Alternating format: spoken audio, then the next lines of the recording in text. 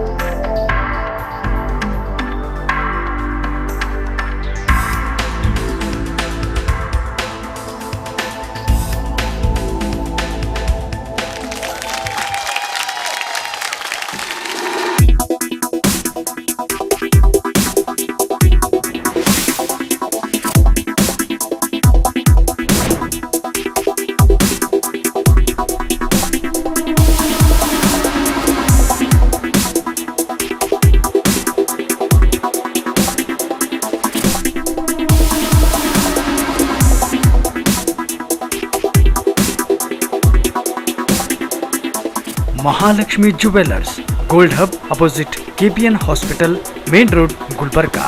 ವಿಶ್ವಾಸಕ್ಕೆ ಮತ್ತೊಂದು ಹೆಸರೇ ಮಹಾಲಕ್ಷ್ಮಿ ಜುವೆಲ್ಲರ್ಸ್. ದೇವಾನಂದ್ ಸ್ಯಾರಿ ಸೆಂಟರ್ ಹಲವು ವರ್ಷಗಳಿಂದ ಕಲಬುರ್ಗಿ ಮಹಾಜನತೆಯ ಭರವಸೆ ಗಳಿಸಿರುವ ರೇಷ್ಮೆ ಸೀರೆಗಳ ಅತಿ ದೊಡ್ಡ ಶೋರೂಮ್. ಹಬ್ಬಗಳು, ಮದುವೆ, ಉಪನಯನ ಹಾಗೂ ನಿಮ್ಮ ಮನೆಯ ಶುಭ ಸಮಾರಂಭಗಳಿಗೆ ಬೇಕಾಗುವ ರೇಷ್ಮೆ ಸೀರೆಗಳಿಗೆ ದೂರದ ಬೆಂಗಳೂರು, ಹೈದರಾಬಾದ್ ನಗರಗಳಿಗೆ ಹೋಗುವ ಅಗತ್ಯವಿಲ್ಲ. ದೇವಾನಂದ್ ಸ್ಯಾರಿ ಸೆಂಟರ್ ನೀಡುತ್ತಿದೆ exclusive silk sari collections. Devanand sari ಸೆಂಟರ್ನಲ್ಲಿ ಈಗ ಮದುವೆ ಮುಂತಾದ ಶುಭ ಸಮಾರಂಭಗಳಿಗೆ ಕಾಂಚೀವರಂ ಸೇರಿದಂತೆ wedding brocade saris, pure Dharmavaram ಸೀರೆಗಳು, ಪ್ಯೂರ್ ಬನಾರಸ್ ಸೀರೆಗಳು, pure Uppada silk, pure Ilkal ಸೀರೆಗಳು, pure fancy Gadwal silk, pure Paithani ಸೀರೆಗಳು, ಪ್ಯೂರ್ ಸಾಫ್ಟ್ ಸಿಲ್ಕ್ ಸೀರೆಗಳು ವಿವಿಧ ವಿನ್ಯಾಸಗಳಲ್ಲಿ. ಕಲಬುರಗಿಯಲ್ಲೇ ಅತಿ ದೊಡ್ಡ ಮತ್ತು ವಿಶಾಲವಾದ 10,000 ಚದುರ ಅಡಿ ಇರುವ ಏಕೈಕ ಸ್ಯಾರಿ ಸೆಂಟರ್ ದೇವಾನಂದ್ ಸ್ಯಾರಿ ಸೆಂಟರ್. ಭೇಟಿ ಕೊಡಿ. ದೇವಾನಂದ್ ಸ್ಯಾರಿ ಸೆಂಟರ್, ಕಾಮತ್ ಹೋಟೆಲ್ ಹಿಂದುಗಡೆ, ಸೂಪರ್ ಮಾರ್ಕೆಟ್, ಕಲಬುರಗಿ.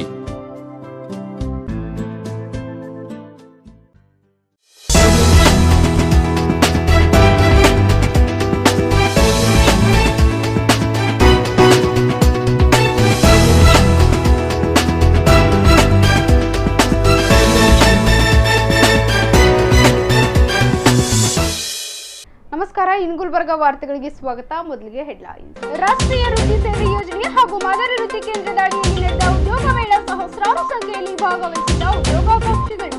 ಹೈದರಾಬಾದ್ ಕರ್ನಾಟಕ ಶಿಕ್ಷಣ ಸಂಸ್ಥೆಯ ಚುನಾವಣೆ ಹಿನ್ನೆಲೆ ತಹಶೀಲ್ ನಮೋ ಶ್ರೀಫೆನಲ್ಲಿಂದ ಪ್ರಣಾಳಿಕೆ ಬಿಡುಗಡೆ. ಇಂದಿನ ಯುವಕ ಯುವತಿಯರಲ್ಲಿ ವಿದ್ಯಾರ್ಥಿಗಳಲ್ಲಿ ವಿಜ್ಞಾನದ ಕುರಿತು ಆಸಕ್ತಿ ಮೂಡಿಸುವುದು ಅವಶ್ಯಕವಾಗಿದೆ. ಗುಲ್ಬರ್ಗಾ ವಿಶ್ವವಿದ್ಯಾಲಯದ ಉಪಕುಲಪತಿ ಡಾಕ್ಟರ್ ಎಂ ದಯಾನಂದ್ ಅಭಿಮತ. ಈಗ ವಾರ್ತೆಗಳ ವಿವರ. ಉದ್ಯೋಗಾಕಾಂಕ್ಷಿಗಳ ಅನುಕೂಲಕ್ಕಾಗಿ ರಾಷ್ಟ್ರೀಯ ವೃತ್ತಿ ಸೇವೆ ಯೋಜನೆ ಹಾಗೂ ಮಾದರಿ ವೃತ್ತಿ ಕೇಂದ್ರದ ಅಡಿಯಲ್ಲಿ ಕಲಬುರಗಿ ನಗರದಲ್ಲಿ ಆಯೋಜಿಸಿದ ಉದ್ಯೋಗ ಮೇಳದಲ್ಲಿ ಸುಮಾರು 14 ಕಂಪನಿಗಳು ಭಾಗವಹಿಸಿದ್ವು. ರಾಷ್ಟ್ರೀಯ ವೃತ್ತಿ ಸೇವೆ ಯೋಜನೆ ಹಾಗೂ ಮಾದರಿ ವೃತ್ತಿ ಕೇಂದ್ರದ ಅಡಿಯಲ್ಲಿ ಕಲಬುರಗಿಯ ಎಂಎಸ್ಕೆ ಮಿಲ್ ರಸ್ತೆಯಲ್ಲಿರುವ ಸರ್ಕಾರಿ ಐಟಿಐ ಕಾಲೇಜು ಮುಂದುಗಡೆ ಇರುವ ಜಿಲ್ಲಾ ಉದ್ಯೋಗ ವಿನಿಮಯ ಕಚೇರಿಯಲ್ಲಿ ಫೆಬ್ರವರಿ 24ರಂದು ನಡೆದ ಉದ್ಯೋಗ ಮೇಳದಲ್ಲಿ SSLC, PUC, ITI, diploma, B pharm, MHA engineering ಹಾಗೂ ಪದವೀಧರ ವಿದ್ಯಾರ್ಹತೆ ಹೊಂದಿರುವ ಅಭ್ಯರ್ಥಿಗಳು ಈ ಉದ್ಯೋಗ ಮೇಳದಲ್ಲಿ ಪಾಲ್ಗೊಂಡಿದ್ದರು.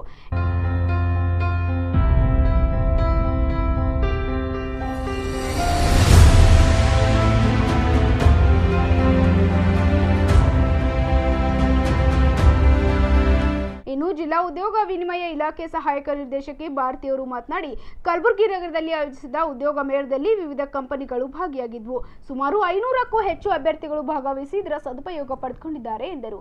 ಜಿಲ್ಲಾ ಉದ್ಯೋಗ ವಿನಿಮಯ ವತಿಯಿಂದ ಇಂದು ಉದ್ಯೋಗ ಮೇಳವನ್ನು ಆಯೋಜಿಸಲಾಗಿದ್ದು 15ಕ್ಕಿಂತ ಹೆಚ್ಚು ಕಂಪ್ನಿಗಳು ಬೆಂಗಳೂರು, ಮೈಸೂರು, ಲೋಕಲ್ ಯಾದಗಿರಿ ಇದೆ, ಸುರಪುರ, ಶಾಪುರ ಕಡೆಯಿಂದ ಭಾಳಷ್ಟು ಕಂಪ್ನಿಗಳು ಬಂದಿದ್ದಾವೆ, ಖಾಸಗಿ ಕಂಪ್ನಿಗಳು.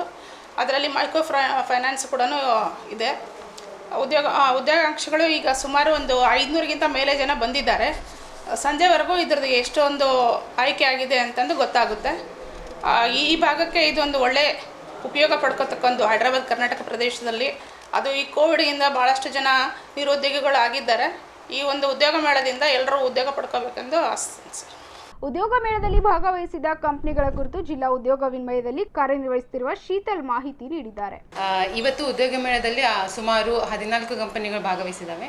ಅದರಲ್ಲಿ ಕ್ವಿಸ್ ಕಾರ್ಪ್ ಅಂತ ಬೆಂಗಳೂರಿಂದ ಭಾಗವಹಿಸಿ ಅವರು ಇಂಜಿನಿಯರ್ ಡಿಪ್ಲೊಮಾ ಮತ್ತು IT ಹೈರ್ ಮಾಡ್ಕೋತಾ ಇದ್ದಾರೆ. ಇಂಜಿನಿಯರ್ ಆಲ್ಮೋಸ್ಟ್ ಎಲ್ಲ ಸ್ಟ್ರೀಮ್ನವರಿಗೆ ಹೈರ್ ಮಾಡ್ಕೋತಾ ಇದ್ದಾರೆ, ಆದರೆ ಎಕ್ಸೆಪ್ಟ್ ಸಿವಿಲ್ ಇಂಜಿನಿಯರಿಂಗ್ ಬಿಟ್ಟು. ನೆಕ್ಸ್ಟ್ ಎಕ್ಸ್ಟ್ರೀಮ್ ಸಾಫ್ಟ್ವೇರ್ನವರು ಅವರು ಕೂಡ BE ಹೈರ್ ಮಾಡ್ಕೋತಾ ಇದ್ದಾರೆ. MBA, MCom, BBM, BCA ಅವ್ರಿಗೂ ಕೂಡ ಹೈರ್ ಮಾಡ್ಕೋತಾ ಇದ್ದಾರೆ ಅವರು. ಪ್ಲಸ್ ಗುಲ್ಬರ್ಗಿಂದ HCG ಕ್ಯಾನ್ಸರ್ ಸೆಂಟರ್ ಬಂದಿದೆ, ಅವರು ಫಾರ್ಮಸಿಸ್ಟಿಗೆ ಹೈರ್ ಮಾಡ್ಕೋತಾ ಇದ್ದಾರೆ. ಪ್ಲಸ್ ಆಪರೇಷನ್ ಮ್ಯಾನೇಜರ್ ಅವ್ರಿಗೆ ಹೈರ್ ಮಾಡ್ಕೋತಾ ಇದ್ದಾರೆ ಅವರು. ಆಮೇಲೆ ಡಿವಿಷನ್ ಆಫೀಸ್ನವರು, ನಮ್ಮದು ಜಾಯಿಂಟ್ ಡೈರೆಕ್ಟರ್ ಡಿವಿಷನ್ ಆಫೀಸಿಂದ ಅವರು ಬಂದಿದ್ದಾರೆ. ಅವರು ಅಪ್ರೆಂಟಿಸ್ಶಿಪ್ ಕ್ಯಾಂಡಿಡೇಟ್ಸಿಗೆ ಹೈರ್ ಮಾಡ್ಕೋತಾ ಇದ್ದಾರೆ. ಅರೌಂಡ್ ಗುಲ್ಬರ್ಗ ಪ್ಲಸ್ ಬಳ್ಳಾರಿ ಆ ಕಡೆ ಇರೋನವರಿಗೆಲ್ಲ ಹೈರ್ ಮಾಡ್ಕೋತಾ ಇದ್ದಾರೆ ಅವರು.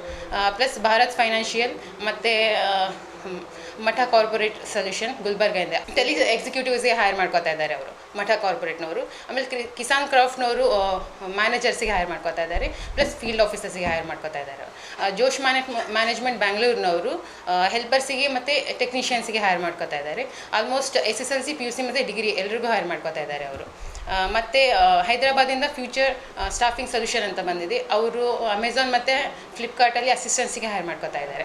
ಕ್ವಾಲಿಫಿಕೇಷನ್ ಅವರಿಗೆ ಬೇಕಾಗಿರೋದು SSLC ಅಬವ್. ಮತ್ತು ಪ್ರಗತಿ ಸೊಲ್ಯೂಷನ್ಸ್ ಅಂತ ಬೆಂಗಳೂರಿಂದ ಬಂದಿದೆ, ಅವರು ಅಕೌಂಟೆಂಟು BPO ಮತ್ತು KPOಗೆ ಕ್ಯಾಂಡಿಡೇಟ್ಸಿಗೆ ಟೆಲಿಕಾಲರ್ಸಿಗೆ ಹೈರ್ ಮಾಡ್ಕೋತಾ ಇದ್ದಾರೆ. ಹೈದರಾಬಾದ್ ಕರ್ನಾಟಕ ಶಿಕ್ಷಣ ಸಂಸ್ಥೆಯ ಚುನಾವಣೆ ಅಂಗವಾಗಿ ನಗರದ ವೀರಶೈವ ಕಲ್ಯಾಣ ಮಂಟಪದಲ್ಲಿ ಶಶಿಲ ಮೋಶಿ ಫೆನಲ್ನಿಂದ ಪ್ರಣಾಳಿಕೆ ಬಿಡುಗಡೆ ಮಾಡಲಾಯಿತು.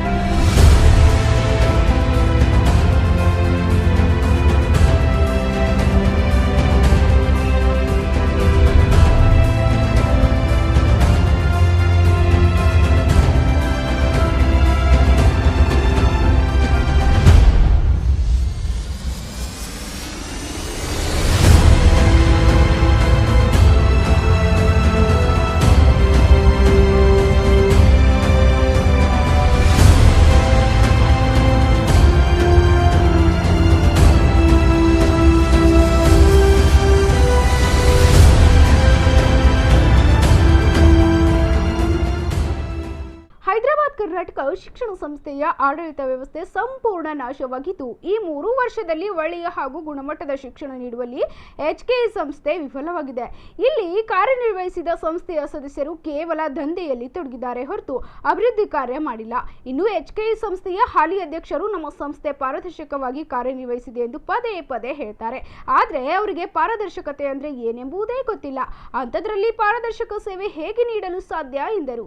ಈ ಮೊದಲು PDA ಇಂಜಿನಿಯರಿಂಗ್ ಕಾಲೇಜು ಹಾಗೂ ಮಹಾದೇವಪ್ಪ ರಾಂಪುರ ಸಂಸ್ಥೆಯಲ್ಲಿ ಅಧ್ಯಯನ ಮಾಡಿ ಹೋಗಿರುವ ವಿದ್ಯಾರ್ಥಿಗಳು ಹೆಸರುವಾಸಿಯಾಗಿದ್ದಾರೆ.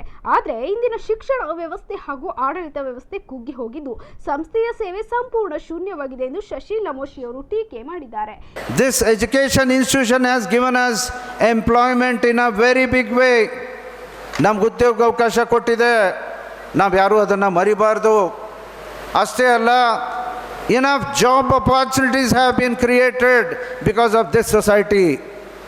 Enough job opportunities.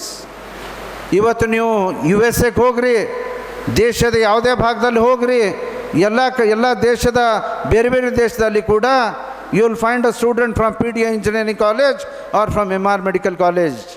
This is the credential what late Mahadevappa Rampure carries.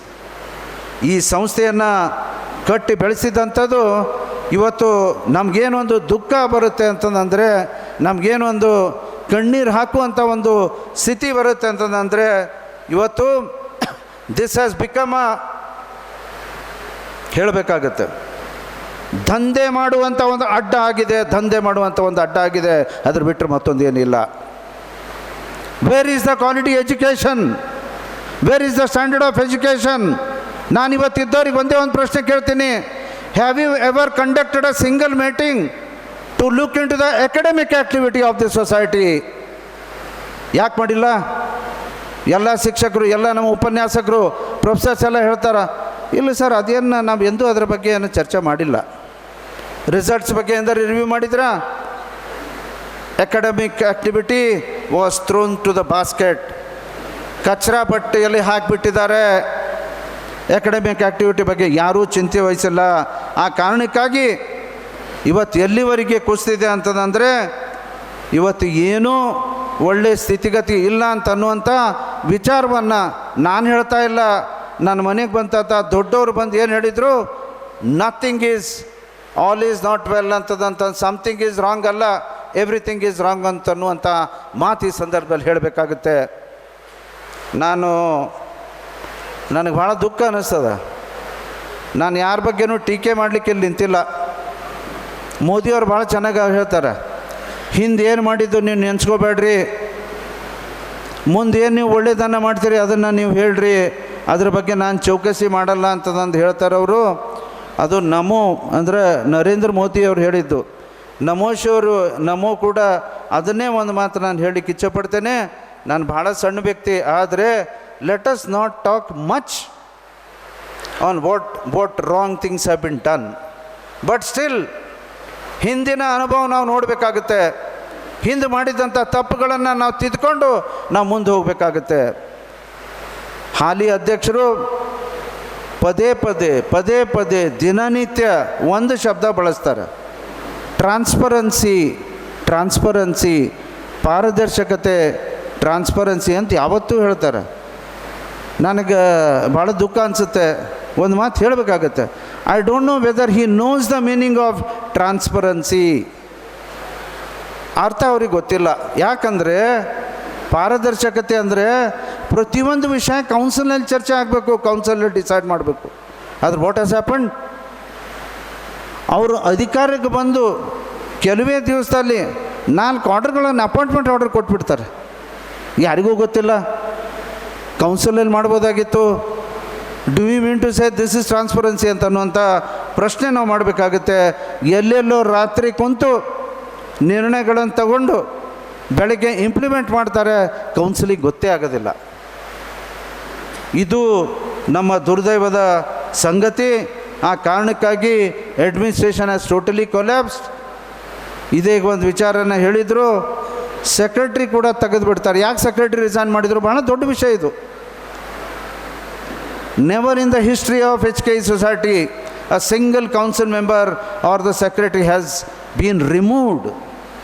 ಎಂದೂ ತೆಗೆದಿಲ್ಲ. ಯಾಕಿಲ್ಲ ಆಯಿತು? ಯಾಕಂದರೆ ಡಿಸಿಷನ್ ಎಲ್ಲೋ ಆಗ್ತಾವ, ಇಂಪ್ಲಿಮೆಂಟ್ ಆರ್ಡರ್ಸ್ ಆಗಿಬಿಡ್ತಾವ. ಅದಾದಮೇಲೆ ಏನು ನೋಡ್ತಾರೆ? ಪ್ರೊಸೀಡಿಂಗ್ಸ್ ಎಲ್ಲ ಆಮೇಲೆ ಬರೀತಾರೆ. ಏನು ಅರ್ಥ ಇದು?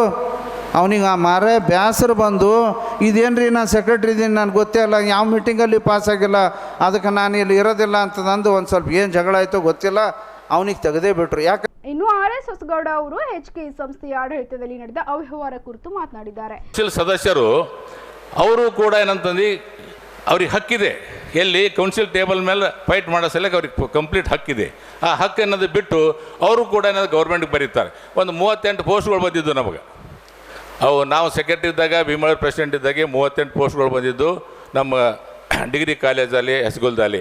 ಅದರಲ್ಲಿ ನಾವು ಭಾಳ 125 ಪೋಸ್ಟ್ ಇದ್ದು, ಅದರಲ್ಲಿ 38 ಪೋಸ್ಟ್ ಅಪ್ರೂವಲ್ ಆಗಿದ್ದು. ಆ ಪೋಸ್ಟ್ನಲ್ಲಿ ಕೂಡ ಏನಂತಂದು ಇವ್ರು ಏನು ಮಾಡಿದ್ರು, ಕೌನ್ಸಿಲಲ್ಲಿಪ್ಪ ಅಂತಂದ್ರೆ 3-4 ಜನ ಯಾರು ಸದಸ್ಯರು, 3-4 ಜನ ಸದಸ್ಯರಪ್ಪ ಅಂತಂದ್ರೆ ಏನು ಮಾಡಿದ್ರು ಅಂದ್ರೆ ಅಬ್ಜೆಕ್ಷನ್ ಮಾಡಿದ್ರು. ಅವು ಅಪಾಯಿಂಟ್ಮೆಂಟ್ ಮಾಡ್ಕೊಂಬ ಕಾಲಕ್ಕೆ ಒಂದು ಪ್ರೊಸೀಜರ್ ಇರ್ತದೆ. ಗೌರ್ಮೆಂಟ್ ಪ್ರೊಸೀಜರ್ ಅಂದರೆ ಏನು, ಒಂದು ಇದು ಮಾಡಬೇಕು, ನೋಟಿಫಿಕೇಷನ್ ಮಾಡಬೇಕು, ಪೇಪರ್ ಪ್ಲೇಸ್ ಮಾಡಿ ಇಂಟರ್ವ್ಯೂ ಕಂಡಕ್ಟ್ ಮಾಡಿ ಸೆಲೆಕ್ಷನ್ ಮಾಡ್ತಕ್ಕಂಥ ಒಂದು ಪದ್ಧತಿ ಇದೆ. ಆ ಪದ್ಧತಿದಲ್ಲಿ 10 ಕೋಟಿ ರೂಪಾಯಿ ಅವ್ಯವಹಾರ ಆಗಿದೆ, 8 ಕೋಟಿ ಅವ್ಯವಹಾರ ಆಗಿದೆ ಅಂಥೇಳಿ ಕೌನ್ಸಿಲ್ನಲ್ಲಿ ಅವರು ಅಬ್ಜೆಕ್ಷನ್ ಮಾಡಿದ್ರು. ಆದ ಕಾರಣ ಅವರ ಅಬ್ಜೆಕ್ಷನ್ನಲ್ಲಿ ಕೂಡ ಅವರಿಗೆ ಕೂಡ ಅಧ್ಯಕ್ಷರು ಮನವರಿಸಿ ಅದು ಏನಂತಕ್ಕಂಥ ಸಮಸ್ಯೆಯನ್ನು ಅವರು ಪೂರಾ ಕೌನ್ಸಿಲ್ ಕಾನ್ಫಿಡೆನ್ಸ್ ತೊಗೊಂಡು ಮಾಡ್ತಕ್ಕಂಥ ಕೆಲಸ ಮಾಡಿಲ್ಲ. ಅವರು ಕೂಡ ಏನು ಮಾಡಿಬಿಟ್ರು, ಅವರು ಸೆಕ್ರೆಟ್ರಿಯೇಟ್ಗೋ ಗೌರ್ಮೆಂಟ್ಗೋ ಬರೆದು ಅವ್ರು ಏನಂತಂದು ಆ ಪೋಸ್ಟ್ಗಳು ಆಗ್ಲಾರ್ದಂಗೆ ನೋಡಿಕೊಂಡ್ರು. ಆಮೇಲೆ ಮತ್ತು ಅವ್ರಿಗೆ ಏನು ಅಡ್ಜಸ್ಟ್ಮೆಂಟ್ ಆಯಿತು ಅದು ಅವರಿಗೆ ಗೊತ್ತು. ಅವ್ರು ಹೋಗಿ ಕೇಸಿಂದ ಮತ್ತು ಒಂದು ತಿಂಗಳ ಮೊದಲು ಹೋಗಿ ಎಡ್ರಾ ಮಾಡಿಕೊಂಡ್ರು. ಆಮೇಲೆ ಕೂಡ ಇನ್ನೂ ಅದು ಪೋಸ್ಟ್ಗಳು ಆಗಿಲ್ಲ ಅಂತ ನಮಗೆ ಗುರುತಾಗಿದೆ. ಅದು ಎಷ್ಟು ಮಟ್ಟಿಗೆ ಸತ್ಯದನ್ನು ಈ ಸಲ ನಾನು ಕೌನ್ಸಿಲ್ದಾಗಿಲ್ಲ, ಪೂರ್ತಿ ಮಾಹಿತಿ ಇಲ್ಲ. ಆದ್ರೆ ಇಷ್ಟೇ ಹೇಳೋಕ್ಕೆ ಇಚ್ಛೆಪಡ್ತೀನಿ ನಾನು. ಅಂದರೆ ಇವರು ಆಡಳಿತ ನಡೆಸ್ತಕ್ಕಂಥ ಪದ್ಧತಿ ಇದನ್ನು ಹೇಳ್ರಿ ನೀವು. ಒಂದು ಮೊದಲು 15 ಮಂದಿ ಕೌನ್ಸಿಲ್ಗೆ ಕಾನ್ಫಿಡೆನ್ಸ್ ತೊಗೊಂಡು ಯಾವುದೇ ಇಶ್ಯೂ ಅಜೆಂಡಾ ಇರಲಿ, ಸೊಸೈಟಿ ಅಜೆಂಡಾ ಇರಲಿ, ಮತ್ತೊಂದು ಅಜೆಂಡಾ ಇರಲಿ, ಒಂದು ಒಳ್ಳೆಯ ರೀತಿ ನಡ್ತಕ್ಕಂಥ ಕೆಲಸ ಇರ್ತದೆ. ಅವರು ಈಗ ಅವ್ರು ಏನು ಯಾವ ಆಧಾರ ಮೇಲೆ ಎಲೆಕ್ಷನ್ ಗೆದಿಬೇಕಂತಾರಂದ್ರೆ ಅವರು ಎಂಪ್ಲಾಯೀಸ್ಗಪ್ಪ ಅಂತಂದ್ರೆ ಹಿಡ್ತದಾಗ ಇಟ್ಕೋಬೇಕು, ಕಂಟ್ರೋಲ್ದಾಗ ಇಟ್ಕೋಬೇಕು. ದಬ್ಬಾಳಿಕೆ ಮಾಡೋಕ್ಕೂ ಅವ್ರ ಮೇಲೆ ಏನಂದ್ರೆ ದೌರ್ಜನ್ಯ, ಅದು ಗುಂಡಾಗಿರಿ ಅಂತಿರೋ ಅಥವಾ ಏನಂತಿರೋ ಅದು ನಿಮಗೆ ಗೊತ್ತು. ಆ ವಿಷಯದಾಗ ಅವ್ರು ಏನಂದು ಹಿಡ್ಕೊಂಡು ನಾವು ಎಲೆಕ್ಷನ್ ಗೆದಿಬೇಕು ಅಂತಕ್ಕಂಥ ಒಂದೇನಂದು ಅವ್ರು ವಿಚಾರ ಮಾಡ್ತಾಯಿದ್ದಾರೆ. ಇದಕ್ಕೆ ಅವ್ರದ್ದು ಈಗ ಬೇರೆ ಏನೂ ಅಜೆಂಡಾ ಇಲ್ಲ. ಸೊಸೈಟಿ ಎಂಪ್ಲಾಯೀಸ್ ಮೇಲೆ ಏನದನ್ನು ಹಿಡ್ತಾ ಇಟ್ಕೋಬೇಕು, ಅವ್ರಿಗೆ ಹೆದರಿಸಬೇಕು, ಇಲ್ಲದೆ ಹೋದ್ರೆ ಅವ್ರ ಮೇಲೆ ಆ್ಯಕ್ಷನ್ ತೊಗೋಬೇಕು. ಈ ಒಂದು ಅಜೆಂಡಾ ಮೇಲೆ ಅವ್ರು ಏನಂತಂದು ಎಲೆಕ್ಷನ್ ಮಾಡ್ತಕ್ಕಂಥ ಒಂದು ವಿಚಾರ ಇಟ್ಕೊಂಡಿದ್ದಾರೆ. ಇದು ಕೂಡ ಸರಿಯಲ್ಲ. ಡೆಮೋಕ್ರಸಿ ವೋಟಿಂಗ್ ರೈಟ್ಸ್ ಅಂದಮೇಲೆ ಎಲ್ಲರಿಗೆ ಸ್ವತಂತ್ರವಾಗಿ ವೋಟ್ ಮಾಡ್ಲಿಕ್ಕಂಥ ಅಧಿಕಾರ ಇದೆ. ಎಂಪ್ಲಾಯೀಸ್ ಇರಲಿ, ನಾನ್ ಎಂಪ್ಲಾಯೀಸ್ ಇರಲಿ, ಬೇರೆ ಕೂಡ ಯಾರೇಪ್ಪ ಅಂದ್ರೆ ಇರಲಿ, ಅವ್ರು ಎಲ್ಲರಿಗೆ ಏನಾದರೂ ಸ್ವತಂತ್ರವಾಗಿ ಅವರಿಗೆ ಇದೆ. ಅವ್ರು ಯಾರೂ ಅವರಿಗೆ ಸದಸ್ಯರಿಗೆ ನಾ ಇಷ್ಟೇ ಮನವಿ ಮಾಡ್ಕೋತೀನಿ, ಎಂಪ್ಲಾಯೀಸ್ಗೆ ನೀವು ಯಾರೂ ಹೆದರ್ತಕ್ಕಂಥ ಪ್ರಶ್ನೆ ಇಲ್ಲ, ಯಾರೂ ಹೆದರಬೇಕಾದಂಥ ಅವಶ್ಯಕತೆನೇ ಇಲ್ಲ. ಏನು ಯಾಕಪ್ಪ ಅಂತಂದ್ರೆ ಮುಂದೆ ನಾವು ಬಂದೇ ಬರ್ತಿದ್ದೆವು. ಬಂದಾಗ ನಿಮ್ಗೆ ಯಾರಿಗೂ ನಾವು ಡಿಸ್ಟರ್ಬ್ ಮಾಡೋಂಗಿಲ್ಲ. ನೀವು ಬೆಲ್ಗುಂದಿ ಮನುಷ್ಯರು ಅಥವಾ ಏನಂತಂದು ನಾವೇನಂತಂದು ಭೀಮಳ್ಳಿ ಮನುಷ್ಯರು, ನಮೋಶಿ ಮನುಷ್ಯರು ಅಂತ ನಾವು ಲೇಬಲ್ ಕಟ್ಟಲ್ಲ. ನೀವು ಹೈದರಾಬಾದ್ ಕನ್ನಡ ಶಿಕ್ಷಣ ಸಂಸ್ಥೆ ಎಂಪ್ಲಾಯೀಸ್ ಅಂತೇಳಿ ನಾವು ಕನ್ಸಿಡರ್ ಮಾಡ್ತೀವಿ ಅಂತಕ್ಕಂಥ ಮಾತನ್ನು ನಾನು ಇಲ್ಲಿ ಹೇಳಕ್ಕೆ ಇಷ್ಟಪಡ್ತೀನಿ. ಸಮಾರಂಭದಲ್ಲಿ doctor Alam Prabhu, doctor Anil Kumar Pattan, GD Andkal, doctor Vilas Babu Korwar, Manjunath JB, doctor Sampath Kumar Loya, Shailesh Siri, doctor Shantesh Patil, Shashikant S, Shivanand Chukki, Shivraj Nigudgi, Vaibhav V Reddy, Vishwanath Reddy Itagi ಉಪಸ್ಥಿತರಿದ್ದರು. ಕಲಬುರಗಿಯ ಜಿಲ್ಲಾ ವಿಜ್ಞಾನ ಕೇಂದ್ರದಲ್ಲಿ ರಾಷ್ಟ್ರೀಯ ವಿಜ್ಞಾನ ದಿನದ ಅಂಗವಾಗಿ ಗಣ್ಯರು ದೀಪ ಬೆಳಗಿಸುವ ಮೂಲಕ ಕಾರ್ಯಕ್ರಮವನ್ನು ಉದ್ಘಾಟಿಸಿದರು.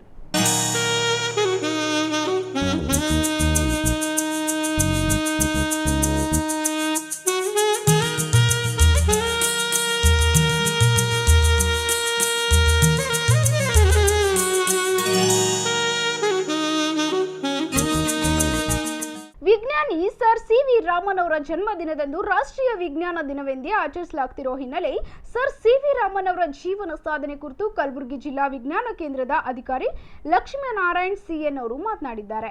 Chandrasekhara Venkataraman, an Indian physicist born at the Madras province and carried out groundbreaking work in the field of light, as I told earlier. He born on November 7, 1888 at Tirunavakkal, Tirunapalli, and died on 21st November 1970 at Bangalore. His spouse actually Lokasundari Amman. So he had 2 children, Venkataraman Radhakrishna and Chandrasekhara Raman. And he has also written many books and he received many awards. Nobel Prize in 1930, Bharat Ratna in 1954, Lenin Peace Prize in 1957, Hughes Medal, Franklin Medal, like that. So many awards have been given. So he has actually started his education at the Presidenti College, Chennai in 1907, then Presidenti College, Chennai once again for the other courses. So later on he has completed his BA. That those time it is not BSc, only BA examination used to be there. Even if he takes science career also. So in 1907 he gained Master of Arts, that is actually MSc, so degree in distinction. So in 1907 C.V. Raman passed Financial Civil Service examination and selected for the post of Assistant Accountant General of India in the British government. Shortly after arriving to Calcutta, Raman began his research at Indian Institute for Cultivation of Science before and after the office hours. In order to continue service in science. In 1917, Raman resigned for the post and joined as first valid professor of physics at the Calcutta University. Gulbarga ವಿಶ್ವವಿದ್ಯಾಲಯದ ಉಪಕುಲಪತಿ doctor A Dayanand ಅವರು ಮಾತನಾಡಿ, ಸಾರ್ವಜನಿಕರಲ್ಲಿ ವಿಜ್ಞಾನದ ತಿಳುವಳಿಕೆ ಹಾಗೂ ಅರಿವು ಮೂಡಿಸುವುದು ಅವಶ್ಯಕವಾಗಿದೆ ಹಾಗೂ ವಿದ್ಯಾರ್ಥಿಗಳಲ್ಲಿ ವಿಜ್ಞಾನದ ಕುರಿತು ಆಸಕ್ತಿ ಮೂಡಿಸುವುದು ಪ್ರಮುಖ ಉದ್ದೇಶವಾಗಿದೆ ಎಂದರು. ನಾನು ಓದ್ತಾ ಇದ್ದೆ, ಈ ರಾಷ್ಟ್ರೀಯ ವಿಜ್ಞಾನ ದಿನಾಚರಣೆಯ ಮುಖ್ಯವಾದಂಥ ಒಂದು ಉದ್ದೇಶ ಏನು ಅಂತ ನೋಡಿಕೊಂಡಾಗ 3 ಬಹಳ ಮುಖ್ಯವಾದಂಥ ಉದ್ದೇಶ ನಮ್ಮ ಭಾರತ ಸರ್ಕಾರದ್ದು ಅಥವಾ ನಮ್ಮ ರಾಷ್ಟ್ರದ ಈ ವಿಜ್ಞಾನದ ಪ್ರಗತಿಯಲ್ಲಿ ಪಾಲುದಾರಾಗಿರ್ತಕ್ಕಂಥ ಎಲ್ಲ ವಿಜ್ಞಾನಿಗಳದು ಮತ್ತು ಸಾರ್ವಜನಿಕರದು. ಬಹುಮುಖ್ಯವಾಗಿ ಸಾರ್ವಜನಿಕರಲ್ಲಿ ವಿಜ್ಞಾನದ ತಿಳುವಳಿಕೆಯನ್ನು ನೀಡುವುದು, ವಿಜ್ಞಾನ ಕುರಿತು ಸಾರ್ವಜನಿಕರಲ್ಲಿ ಅರಿವು ಮೂಡಿಸುವುದು. ಎರಡನೇದು ಬಹಳ ಮಹತ್ವದ ವಿಚಾರ ಏನು ಅಂತ ಹೇಳಿದರೆ, ಯುವಕ ಯುವತಿಯರಲ್ಲಿ ವಿಶೇಷವಾಗಿ ವಿದ್ಯಾರ್ಥಿಗಳಲ್ಲಿ ವಿಜ್ಞಾನವನ್ನು ಕುರಿತು ಆಸಕ್ತಿ ಮೂಡಿಸ್ತಕ್ಕಂಥದ್ದು. ಇವೆರಡು ಬಹಳ ಮುಖ್ಯವಾದಂಥ ಉದ್ದೇಶಗಳು ಈ ರಾಷ್ಟ್ರೀಯ ವಿಜ್ಞಾನ ದಿನಾಚರಣೆಯ ಅಂಗವಾಗಿ. Make the people, the public known about the science and the students to motivate the youngsters to take the science as their career, not necessarily as an educational career. In any way, youth has to learn the science, of course, for the students as a career. That is one of the most important objective of the Science Day celebrations. ಕಾರ್ಯಕ್ರಮದಲ್ಲಿ BK ಚಲ್ಗೇರಿ ಹಾಗೂ ಜಿಲ್ಲಾ ವಿಜ್ಞಾನ ಕೇಂದ್ರದ ಸಿಬ್ಬಂದಿ ವರ್ಗದವರು ಹಾಗೂ ವಿದ್ಯಾರ್ಥಿಗಳು ಪಾಲ್ಗೊಂಡಿದ್ದರು. ಈಗ ಪುಟ್ಟದ ವಿರಾಮದ ನಂತರ ಇನ್ನಷ್ಟು ಸುದ್ದಿಗಳನ್ನ ನಿರೀಕ್ಷಿಸಿ. ರಸ್ತೆ ಮೇಲೆ ನಡೆದುಕೊಂಡು ಹೋಗ್ತಿದ್ದ ವಿದ್ಯಾರ್ಥಿಗಳಿಗೆ ಡಿಕ್ಕಿ ಹೊಡೆದ ಸಾರಿಗೆ ಬಸ್ ಅಪಘಾತದಲ್ಲಿ ಓರ್ವ ವಿದ್ಯಾರ್ಥಿ ಸಾವಿನಲ್ಲೇ ಮೃತ ವಿದ್ಯಾರ್ಥಿಯ ಕುಟುಂಬಕ್ಕೆ ಪರಿಹಾರ ನೀಡುವಂತೆ ಶರಣಬಸಪ್ಪ ಮೊಂಶೆಟ್ಟಿ ಆಗ್ರಹ. ಆತ್ಮೀಯ ಮತದಾರ ಬಂಧುಗಳೇ, ಪ್ರತಿಷ್ಠಿತ ಹೈದರಾಬಾದ್ ಕರ್ನಾಟಕ ಶಿಕ್ಷಣ ಸಂಸ್ಥೆಯ ಚುನಾವಣೆಯಲ್ಲಿ ಕಮಲಾಪುರ್ ಮಾಜಿ ಶಾಸಕರಾದ ಶ್ರೀ ಸುಭಾಷ್ ಎಸ್ ಪಾಟೀಲ್ ಅವರ ಪುತ್ರರಾದ ಶ್ರೀ ವಿನಯ್ ಪಾಟೀಲ್ ಅವರು ಅಭಿವೃದ್ಧಿ ಹಾಗೂ ಬೆಳವಣಿಗೆಯ ಉದ್ದೇಶ ಹೊಂದಿರುವ ಶ್ರೀ ಬಸವರಾಜ್ ಭೀಮಳ್ಳಿ ಅವರ ಪ್ಯಾನೆಲ್ನಲ್ಲಿ ಆಡಳಿತ ಮಂಡಳಿ ಸದಸ್ಯ ಸ್ಥಾನಕ್ಕೆ ಸ್ಪರ್ಧಿಸಿದ್ದಾರೆ. ಅವರ ಕ್ರಮ ಸಂಖ್ಯೆ 40.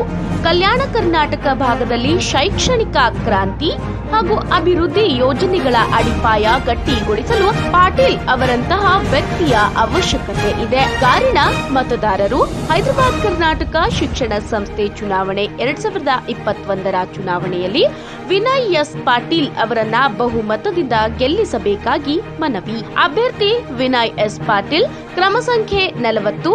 ಮತದಾನದ ದಿನಾಂಕ ಫೆಬ್ರವರಿ 27, 2021.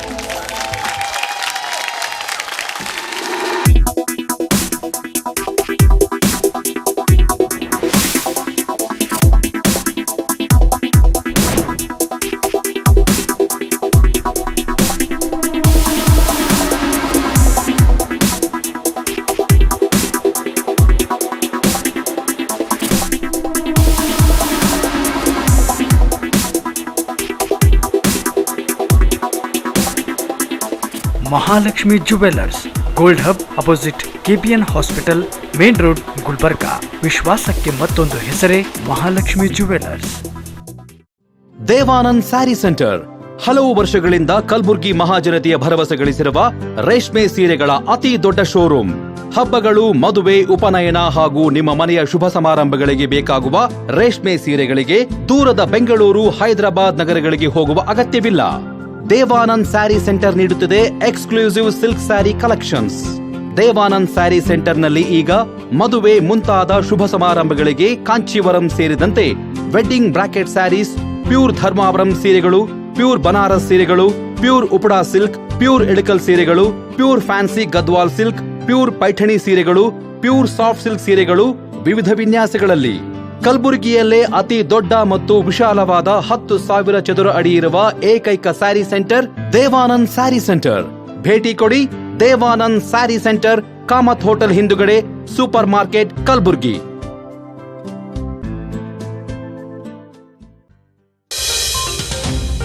ವಿರಾಮದ ನಂತರ ಮತ್ತೊಮ್ಮೆ ಇನ್ ಗುಲ್ಬರ್ಗಾ ವಾರ್ತೆಗಳಿಗೆ ಸ್ವಾಗತ.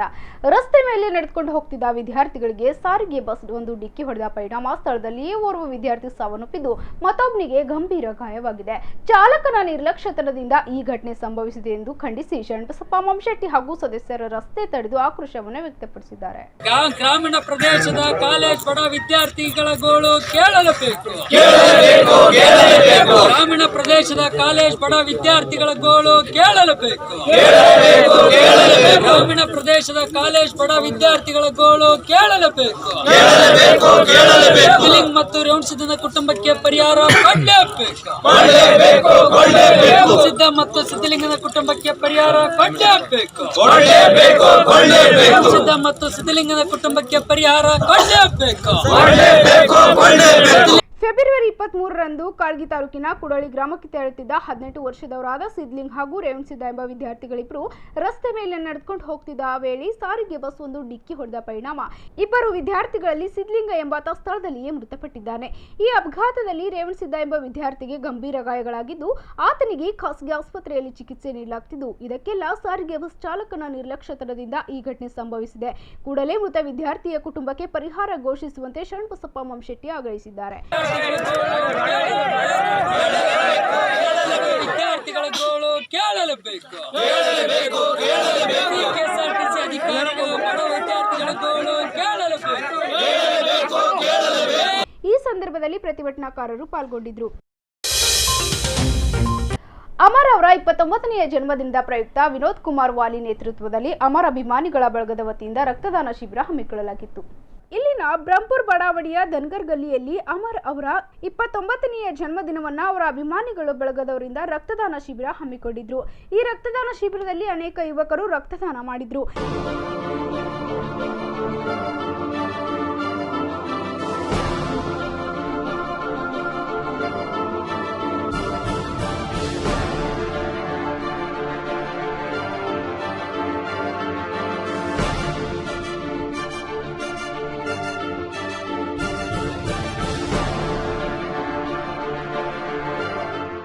ಈ ಕುರಿತು ಅಮರ್ ಅಭಿಮಾನಿ ಬಳಗದ ನಿರಂಜನ್ ಅಮರ್ ಅವರು ಹುಟ್ಟುಹಬ್ಬದ ಶುಭಾಶಯ ಕೋರಿ ಮಾತನಾಡಿದ್ದಾರೆ. ಈ ವರ್ಷವೂ ಕೂಡ ಅಮರನ ಅಭಿಮಾನಿಗಳ ಬಳಗದ ವತಿಯಿಂದ ನಾವು ಹುಟ್ಟುಹಬ್ಬದ ಪ್ರಯುಕ್ತ ರಕ್ತದಾನ ಶಿಬಿರವನ್ನು ಹಮ್ಮಿಕೊಂಡಿದ್ದೇವೆ. ಪ್ರತಿ ವರ್ಷದಂತೆ ಈ ವರ್ಷವೂ ಕೂಡ 30ರಿಂದ 50 ಜನ ಅಭಿಮಾನಿಗಳು ಬಂದು ಸಮರ್ಪಿತವಾಗಿ ರಕ್ತದಾನವನ್ನು ಹಮ್ಮಿಕೊಂಡಿದ್ದೇವೆ. ಅಲ್ಲಿ ಅಭಿಮಾನಿಗಳು ರಕ್ತದಾನ ಶಿಬಿರವನ್ನು ಮಾಡಿದ್ದಾರೆ. ಇದೇ ರೀತಿಯಾಗಿ ಮುಂದಿನ ವರ್ಷ ಕೂಡ ಮಾಡುತ್ತೇವೆ. ಅದೇ ರೀತಿ ಶಿವು ಅವರು ಸಹ ಅಮರ್ ಅವರ ಜನ್ಮದಿನದ ಶುಭಾಶಯ ಕೋರಿ ಅನಿಸಿಕೆ ವ್ಯಕ್ತಪಡಿಸಿದ್ದಾರೆ. ಅಮರಣ್ಣ ಅವರಿಗೆ 29ನೇ ಜನ್ಮದಿನದ ಶುಭಾಶಯಗಳು ಹಾಗೂ ಎಲ್ಲ ಗೆಳೆಯರ ವತಿಯಿಂದ ರಕ್ತದಾನ ಶಿಬಿರವನ್ನು ಯಶಸ್ವಿಯಾಗಿ ಪೂರ್ಣಗೊಳಿಸಿದ್ದಕ್ಕಾಗಿ ಎಲ್ಲರಿಗೂ ಹೃತ್ಪೂರ್ವಕವಾದ ಧನ್ಯವಾದಗಳು. ಇದೇ ರೀತಿಯಾಗಿ ಪ್ರತಿ ವರ್ಷದಂತೆ ಮಾಡುತ್ತೇವೆ ಎಂದು ನಾವು ಹೇಳುತ್ತೇವೆ. ಇದೇ ರೀತಿಯಾಗಿ ಬ್ಲಡ್ ಬ್ಯಾಂಕ್ದವರಿಗೆ ವಂದನೆಗಳು ತಿಳಿಸುತ್ತೇವೆ. ರಕ್ತದಾನ ಶಿಬಿರ ಮಾಡೋದರಿಂದ 4 ಜನಕ್ಕೆ ಉಪಯೋಗವಾಗುತ್ತದೆ ಎಂದು, 4 ಜೀವ ಉಳಿಯುತ್ತದೆ ಎಂದು ನಮ್ಮ ಗಲ್ಲಿ ಹಿರಿಯ ನಾಗರಿಕರು ಹೇಳಿದಾಗೆ ನಾವು ಈ ದಿನ ಬ್ಲಡ್ ಶಿಬಿರವನ್ನು ಆಯೋಜಿಸಿಕೊಂಡು ಯಶಸ್ವಿಯಾಗಿ ಪೂರ್ಣಗೊಳಿಸಿದ್ದೇವೆ. ಈ ಸಂದರ್ಭದಲ್ಲಿ ಡಾಕ್ಟರ್ ಶಿವು, ಸೈದು, ಶರಣು, ಮಹೇಶ್ ಆಲ್ಗೂಡ, ಆಕಾಶ್, ಮಲ್ಲು, ಯಲ್ಲು, ಕಿಚ್ಚ, ವಿನೋದ್ ಚೆಟ್ಟಿ ಸೇರಿದಂತೆ ಇನ್ನಿತರ ಸದಸ್ಯರು ಪಾಲ್ಗೊಂಡಿದ್ದರು. ಕಲಬುರಗಿ ಹಾಗೂ ನಗರ ತಾಲೂಕದಲ್ಲಿರುವ ವಿದ್ಯಾರ್ಥಿಗಳ ವಸತಿ ನಿಲಯದಲ್ಲಿ ಮೂಲಭೂತ ಸಮಸ್ಯೆಯಿಂದ ವಿದ್ಯಾರ್ಥಿಗಳು ಪರದಾಡುವಂತಾಗಿದೆ. ಕೂಡಲೇ ವಿದ್ಯಾರ್ಥಿಗಳ ವಸತಿ ನಿಲಯದಲ್ಲಿನ ಸಮಸ್ಯೆ ಬಗೆಹರಿಸುವಂತೆ ಜೈ ಕನ್ನಡಿಗರ ಸೇನೆ ಪ್ರತಿಭಟನೆ ಮಾಡಿದೆ. ಹಾಸ್ಟೆಲ್ಗಳಲ್ಲಿ ಮೂಲಭೂತ ಸೌಕರ್ಯ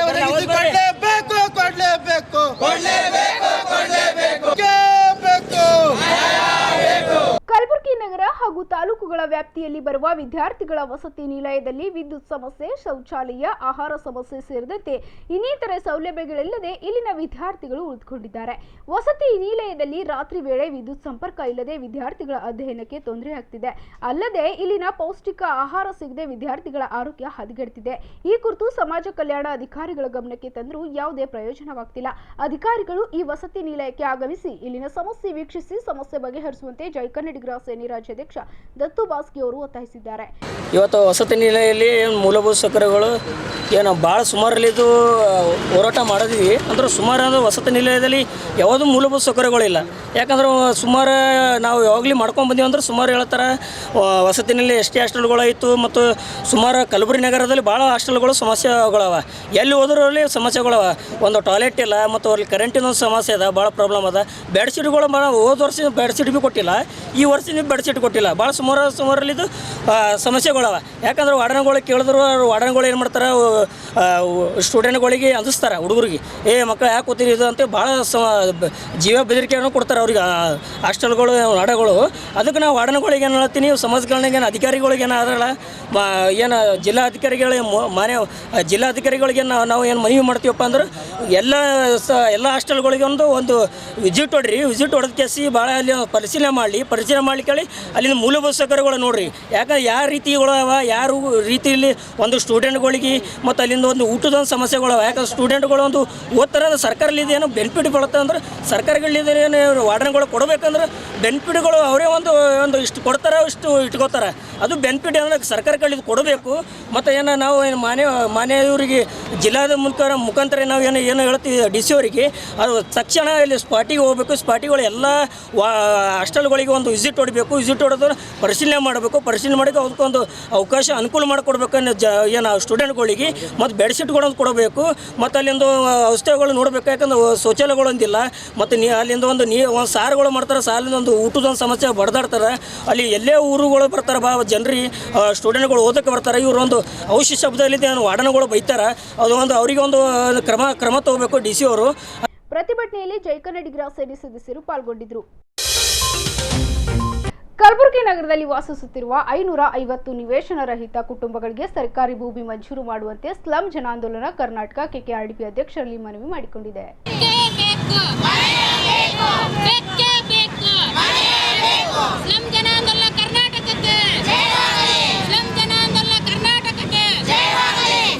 ಬಾಡಿಗೆ ಮನೆಯಲ್ಲಿ ವಾಸ ಮಾಡ್ತಿರುವ ಜನರಿಗೆ ನಿವೇಶನವನ್ನ ಕೊಡಲೇಬೇಕು.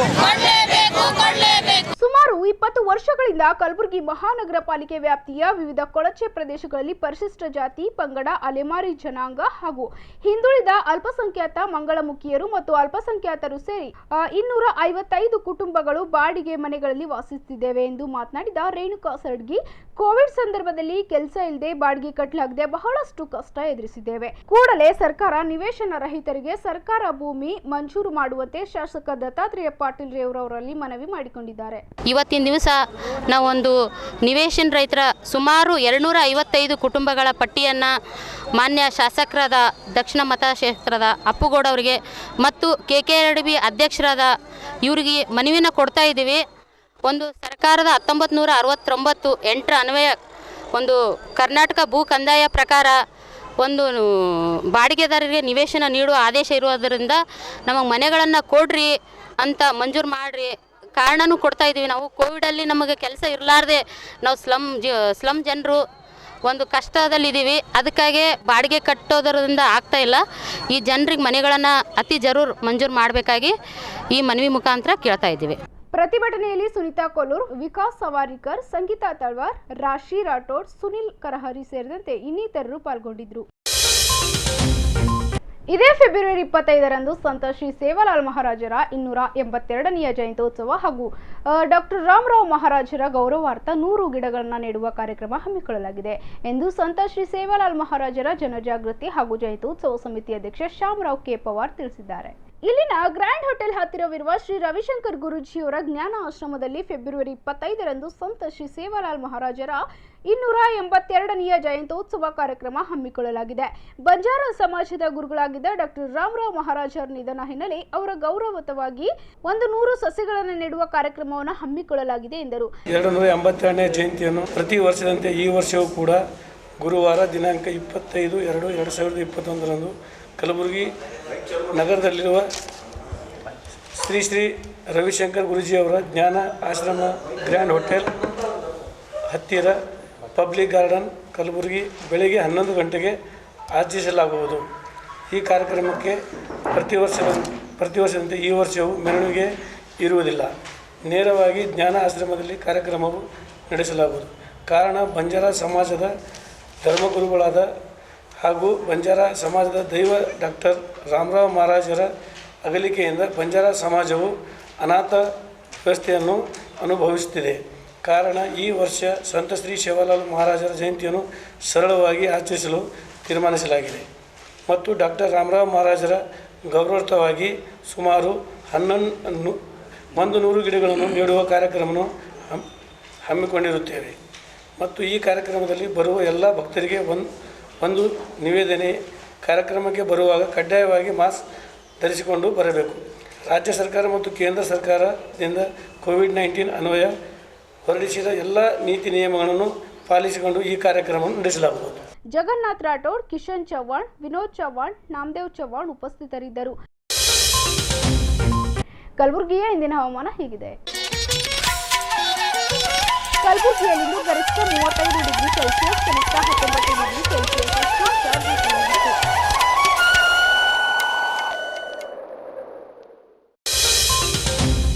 ಕೊನೆಯಲ್ಲಿ ಮತ್ತೊಮ್ಮೆ ಹೆಡ್ಲೈನ್ಸ್. ರಾಷ್ಟ್ರೀಯ ವೃತ್ತಿ ಸೇವೆ ಯೋಜನೆ ಹಾಗೂ ಮಾದರಿ ವೃತ್ತಿ ಕೇಂದ್ರದ ಅಡಿಯಲ್ಲಿ ನಡೆದ ಉದ್ಯೋಗ ಮೇಳ ಸಹಸ್ರಾರು ಸಂಖ್ಯೆಯಲ್ಲಿ ಭಾಗವಹಿಸಿದ ಉದ್ಯೋಗಾಕಾಂಕ್ಷಿಗಳು. ಹೈದರಾಬಾದ್ ಕರ್ನಾಟಕ ಶಿಕ್ಷಣ ಸಂಸ್ಥೆಯ ಚುನಾವಣೆ ಹಿನ್ನೆಲೆ ತಹಶೀಲ್ ನಮೋ ಶ್ರೀಪೇನಲ್ಲಿಂದ ಪ್ರಣಾಳಿಕೆ ಬಿಡುಗಡೆ.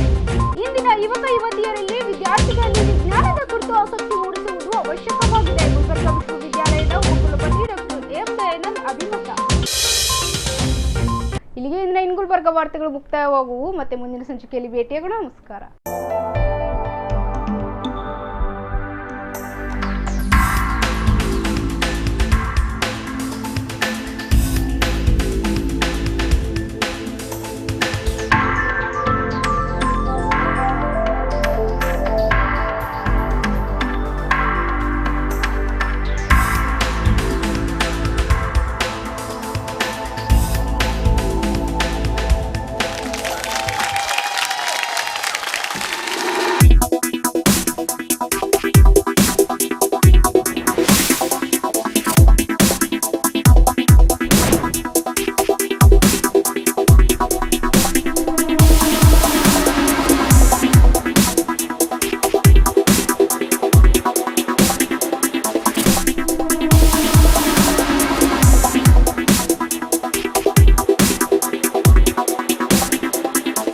Mahalakshmi jewellers, gold hub opposite KPN hospital, main road, Gulbarga.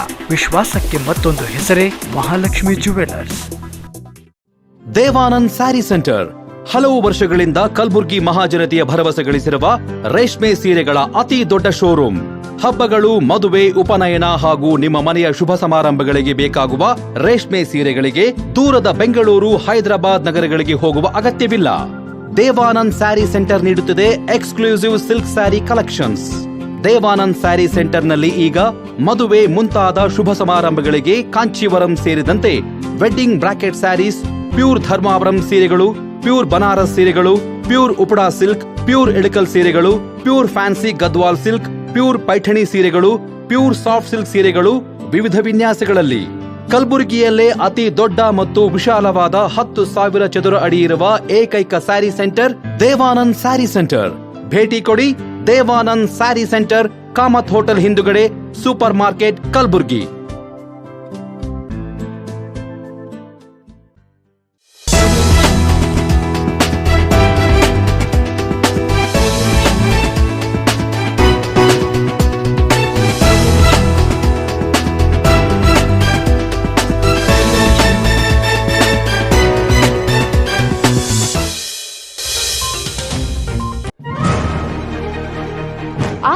ಮತದಾರ ಬಂಧುಗಳೇ, ಪ್ರತಿಷ್ಠಿತ ಹೈದರಾಬಾದ್ ಕರ್ನಾಟಕ ಶಿಕ್ಷಣ ಸಂಸ್ಥೆಯ ಚುನಾವಣೆಯಲ್ಲಿ ಕಮಲಾಪುರ್ ಮಾಜಿ ಶಾಸಕರಾದ ಶ್ರೀ ಸುಭಾಷ್ ಎಸ್ ಪಾಟೀಲ್ ಅವರ ಪುತ್ರರಾದ ಶ್ರೀ ವಿನಯ್ ಪಾಟೀಲ್ ಅವರು ಅಭಿವೃದ್ಧಿ ಹಾಗೂ ಬೆಳವಣಿಗೆಯ ಉದ್ದೇಶ ಹೊಂದಿರುವ ಶ್ರೀ ಬಸವರಾಜ್ ಭೀಮಳ್ಳಿ ಅವರ ಪ್ಯಾನೆಲ್ನಲ್ಲಿ ಆಡಳಿತ ಮಂಡಳಿ ಸದಸ್ಯ ಸ್ಥಾನಕ್ಕೆ ಸ್ಪರ್ಧಿಸಿದ್ದಾರೆ. ಅವರ ಕ್ರಮ ಸಂಖ್ಯೆ 40. ಕಲ್ಯಾಣ ಕರ್ನಾಟಕ ಭಾಗದಲ್ಲಿ ಶೈಕ್ಷಣಿಕ ಕ್ರಾಂತಿ ಹಾಗೂ ಅಭಿವೃದ್ಧಿ ಯೋಜನೆಗಳ ಅಡಿಪಾಯ ಗಟ್ಟಿಗೊಳಿಸಲು ಪಾಟೀಲ್ ಅವರಂತಹ ವ್ಯಕ್ತಿಯ ಅವಶ್ಯಕತೆ ಇದೆ. ಕಾರಣ ಮತದಾರರು ಹೈದರಾಬಾದ್ ಕರ್ನಾಟಕ ಶಿಕ್ಷಣ ಸಂಸ್ಥೆ ಚುನಾವಣೆ 2021ರ ಚುನಾವಣೆಯಲ್ಲಿ ವಿನಯ್ ಎಸ್ ಪಾಟೀಲ್ ಅವರನ್ನ ಬಹುಮತದಿಂದ ಗೆಲ್ಲಿಸಬೇಕಾಗಿ ಮನವಿ. ಅಭ್ಯರ್ಥಿ ವಿನಯ್ ಎಸ್ ಪಾಟೀಲ್, ಕ್ರಮ ಸಂಖ್ಯೆ 40. ಮತದಾನದ ದಿನಾಂಕ ಫೆಬ್ರವರಿ 27, 2021.